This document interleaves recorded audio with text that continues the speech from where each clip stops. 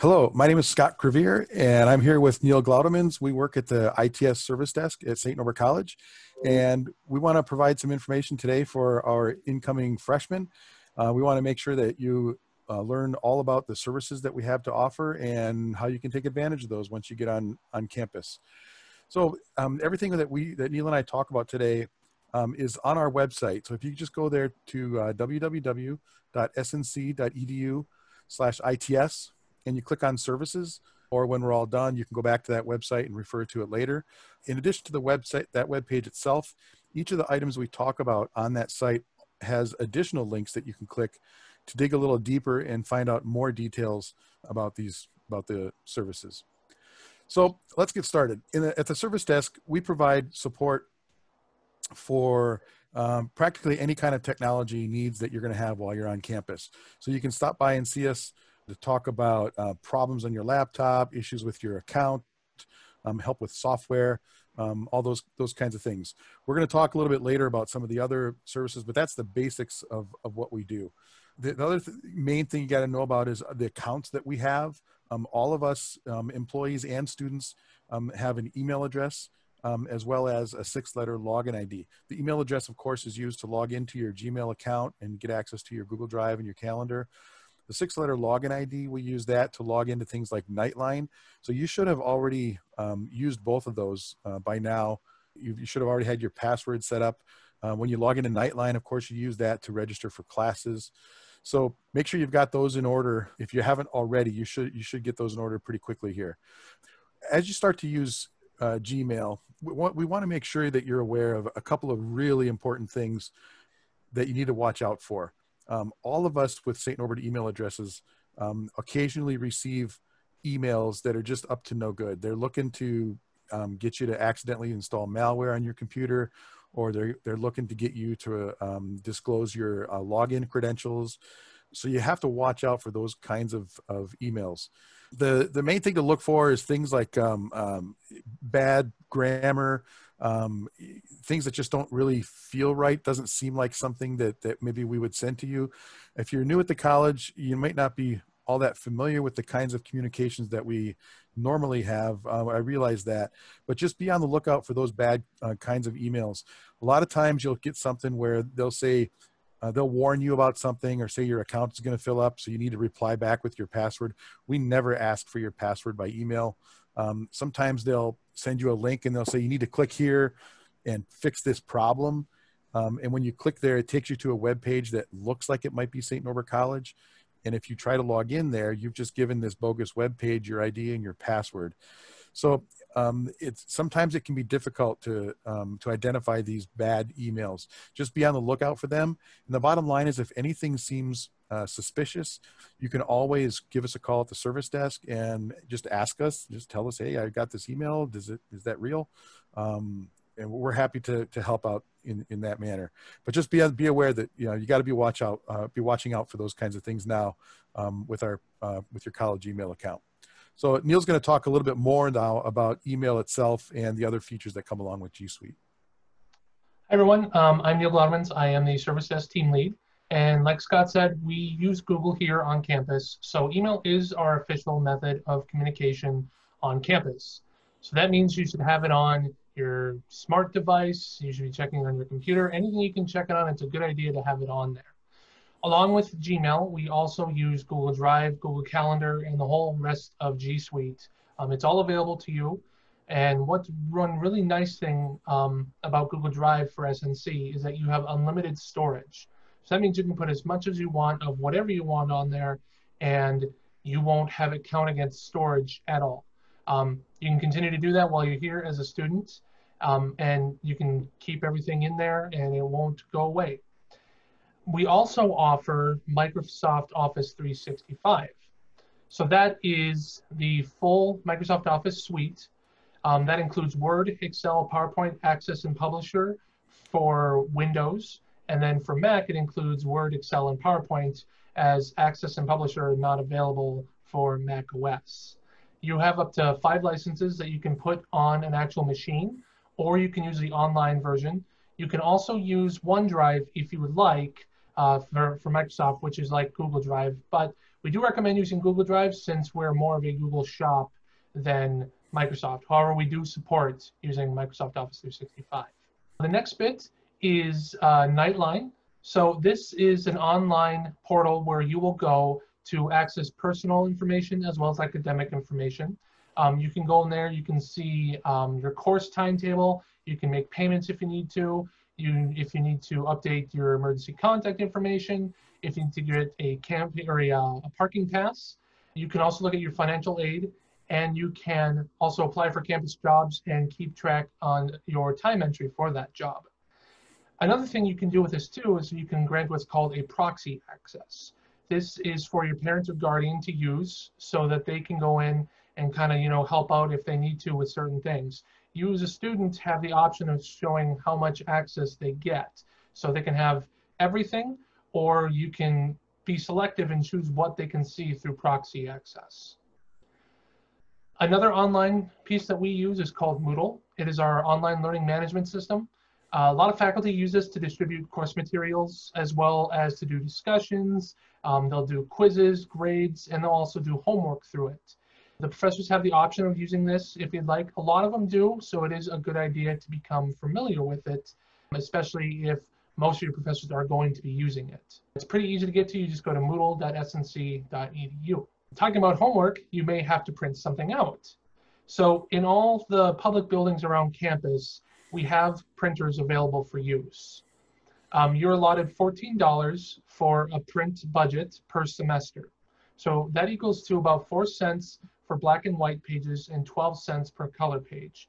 Now, this is the page front and back, not per side. So if you have a page that's printed front and back, if it's black and white, it's only 4 cents, and the same for color being 12 cents. Again, they're available in most of the public buildings and some areas that are 24 hours open. You can also have the option to send it via email, and that's what we recommend. If you send it to printthis@snc.edu, it will send it to a printer queue and it will hold it for 24 hours for you. What you can then do is go to a printer, swipe your card to access it, and release the job. It will then come out and print, and it'll be cleared out of the queue. Now, if you go after 24 hours, it will not be held in there. It will be taken out of the queue, so you'll have to send the email again. But it's pretty easy to do. All right, so let's talk about laptops a little bit, and I'm sure that so this is something that your parents are usually interested in. This is the thing that they always inquire most with us about. So first and foremost, all students are required to bring a laptop. So the question is, so what should you bring? On our website, there's a link on there where you can click on that has the minimum recommended specs. Now, those specs are not really anything special. They're not very high. They're just recommended to make sure that you're not going to have to buy another computer in a couple of years. All of our recommendations that we're going to offer are really just based on that. We want to make sure you have a computer that's going to last you all 4 years of college. I don't want you to be back shopping again for a computer when you're a junior or a senior. So take a look at the minimum specs on our website to make sure that that's the kind of computer that you're looking at. The other thing to keep in mind too is you don't really have to buy a brand new computer just because you're starting college. If you already have a laptop that you're using in high school, continue using that, maybe use it for a semester or two, and then buy a brand new one. And then of course that increases your chances of making it last. One thing to keep in mind is we don't recommend that you use a Chromebook. A Chromebook can do well, especially if you're real familiar with it, for things like taking notes, writing papers, that kind of thing. But most students usually find a time in their 4 years of college where they have to do more with the laptop than what a Chromebook can do. They might need to install certain software. So we don't recommend that as your primary device. About half of our students are using Macs and about half are using Windows. So I would suggest you just use what you're comfortable with. There's no reason to change just because you're going into college. 2 of our academic disciplines have recommendations. So if you're an art major, they recommend that that you use a MacBook, and that's simply because of the software that they use. Similarly, computer science recommends that you use a Windows laptop, but again, those are just recommendations. You can use the other operating system if you want.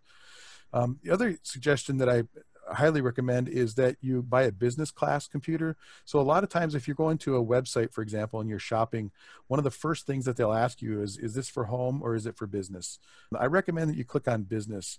Those computers are usually built with a little bit better parts. They can take nicks and dings and scratches and bumps a lot better than a home class computer. They do cost a little bit more. So I realize that this suggestion is now, pulling a little bit more money out of your pocket. But again, you're going to have a much better chance at making that computer last all 4 years. The other thing you might want to consider too is buying an extended warranty. We take care of all the computers that the college uses that are owned, that are used by faculty and staff. And we always buy extended warranties on all of our laptops. So a typical extended warranty is 3 years. I recommend that. Take a look at it. You're going to pay a little bit more for it, of course. But again, warranties come in handy. I've got 3 daughters that all are in and out of college now. And of the 3, 2 of them used their extended warranty. One of them had a problem with her power cord and she got that replaced for free. And the other one, the screen on her laptop cracked. And again, she got it replaced for free. The third one, she took better care of her laptop and didn't need to use the warranty. So it's always a gamble, but we do recommend the extended warranty.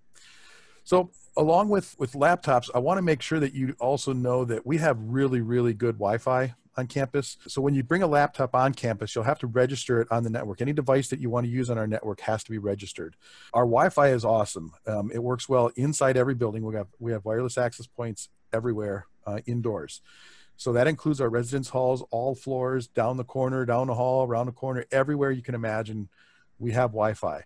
We're real proud of it. Our network team does an incredible job of not only keeping up, but making sure that the equipment is modern and fast. We want to make sure that, for example, if there's a brand new show coming out on Netflix, and everybody in your building is watching it, that you're not seeing buffering.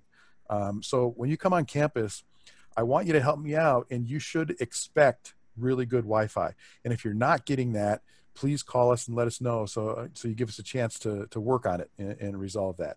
We do not have access points outside, but there are a number of places outside where the Wi-Fi signal from the building leaks out. So for example, there's a really cool patio right next to the campus center, which is right on the river.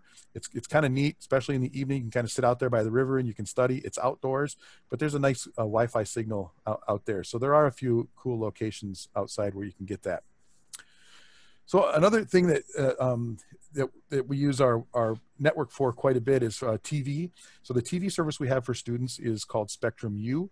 It works real similar to a service like Netflix or Hulu. If you have a laptop, you can watch it on your via the web page. Just go to the web page and watch TV there. If you've got a smartphone, you can install the Spectrum U app. If you've got a smart TV, again, you can install the Spectrum app. But let me just tell you about the TV. Spectrum does not make their app available for TVs per se. You have to have a Roku device. So if you're planning to use bring a TV for use in your dorm room, make sure you also purchase a Roku device. There are a number of Roku devices available. We've tested them all, and a Roku Express, the least expensive, works really, really well. But just make sure you bring that. With Spectrum U, I think we're up to 100. Neil, how many channels do we have on Spectrum U now? 163. 163 channels now on Spectrum U. So it's they adjust that. It's a package that we buy through Spectrum for college campuses. Sometimes they add a few channels here and there and remove them. But they've got all the biggies that students ask for. A lot of folks always ask about Big Ten Network. We have that. We also have the Hallmark Channel. I don't know why I think students like watching the Hallmark Channel. They like those Christmas movies that come out in November. So we have those. But we've got lists of all of the channels on our website. There's also a web page or a link on our web page there for mobile apps. You might want to just check that out. There are a number of apps on there that we recommend. You don't have to necessarily get them ahead of time. There's a couple that you might want to get right away, like Gmail, of course, so you can look at your email on your phone. There's also an important app on there called Alert Us. Alert Us is the system that our campus safety department uses to send out emergency notifications. Now, without that app, you'll still get emergency notifications via email and via text message. But if you install the Alert Us app, it has a little bit better user experience, and then the app itself can also pop up notifications. So just check out those apps when you get a chance. I also want to tell you a little bit about the Tech Bar. The services that Neil and I have been talking about so far are all offered through the service desk. As I was mentioning earlier, we do troubleshooting and fixing and that kind of stuff. The tech bar is a little bit different angle. They don't necessarily do troubleshooting per se, but they're available to teach you some really cool digital skills. So for example, if you have if you get started in your classes and your professor gives you an assignment, a project you got to work on the whole semester, then at the end of the semester, you've got to do a presentation. If you've never done created a presentation before, make an appointment with our tech bar and we'll show you how to make a presentation. We'll show you how to use either PowerPoint or Google Slides or something like that so that you can be successful in that presentation.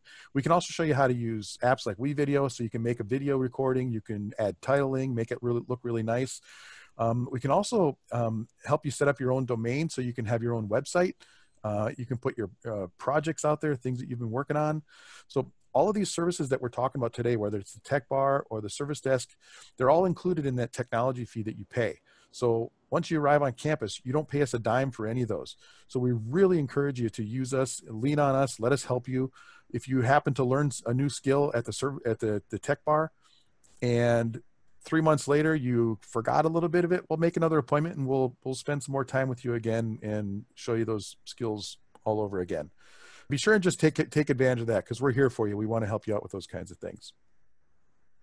So when you guys come to campus, we recognize that you guys live here. And like Scott said, we have really, really good Wi-Fi. And we want to make sure that anything you can bring will work fine. So most devices that you bring, whether it be a tablet, a gaming system, Amazon Echo, a Google Home Mini, Chromecast, any of those kind of things, those will work just fine on the network. You'll just need to register them like Scott had said. And that's very simple. The one thing that, again, I would say not to bring would be printers. Because we have so many printers for you in different convenient locations, there's really no point in bringing one. Plus, if you have a printer and if you wanted to join it wirelessly, unfortunately, that will not work on our campus as we don't allow that to go between computer and printers, so you'd have to plug it in. But again, you're given a $14 allowance for printing every semester. But anyway, just be safe to know that anything you bring on campus will work just fine. And if you do have any issues, you can come by the service desk and we will help try and figure it out and get it working for you on our network. Didn't we had a student once that brought a fan? We did, once, a wireless fan. Like a Wi-Fi fan? Yes. And we got that working on the network too? We did. So they all work. Bring it. Yeah, so finally, we just want to make sure that you know that we're here for you. We're on campus 7 days a week during the academic semester. So we're located in Coffin Hall on the first floor. That's where the service desk is physically located. If you have any troubles or questions about your laptop, we strongly encourage you to just bring it in to us so we can look at it in person. Questions about your phone as well, we'll give you a hand with that. You can get us by email as well. You can also call us.